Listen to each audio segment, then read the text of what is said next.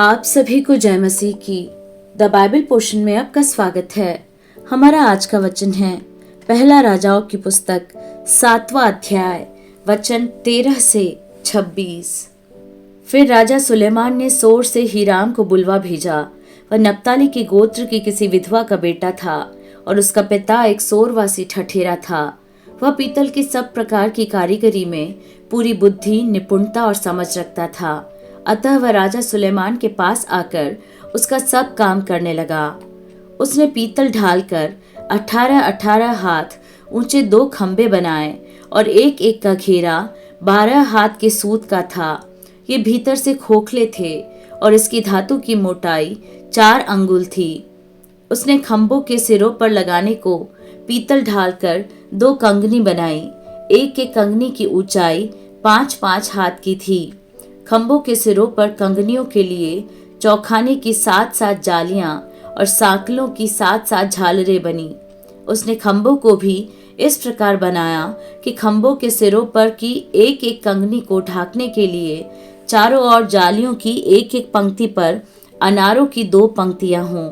जो कंगनियां ओसारों में खंभों के सिरों पर बनी, उनमें 4-4 हाथ ऊंचे सोसन के फूल बने हुए थे और एक एक खंबे के सिरे पर उस गोलाई के पास जो जाली से लगी थी एक और कंगनी बनी और एक एक कंगनी पर जो अनार चारों ओर पंक्ति पंक्ति करके बने थे वह 200 थे।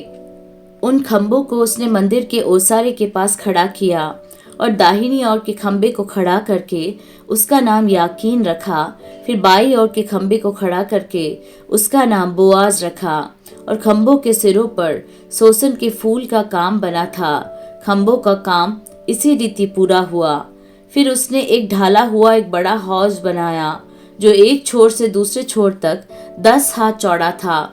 उसका आकार गोल था और उसकी ऊंचाई 5 हाथ की थी और उसके चारों ओर का घेरा 30 हाथ के सूत के बराबर था।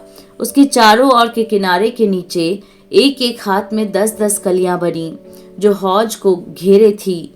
जब वह ढाला गया तब ये कलियां भी 2 पंक्तियों में ढाली गई और वह 12 बने हुए बैलों पर रखा गया, जिनमें से 3 उत्तर, 3 पश्चिम, 3 दक्षिण और 3 पूर्व की ओर मुंह किए हुए थे और उन्हीं के ऊपर हौज था और उन सबों का पिछला अंग भीतर की ओर था। उसकी मोटाई मुट्ठी भर की थी और उसका किनारा कटोरे के किनारे के समान सोसन के फूलों के जैसा बना था और उसमें 2000 बत पानी समाता था।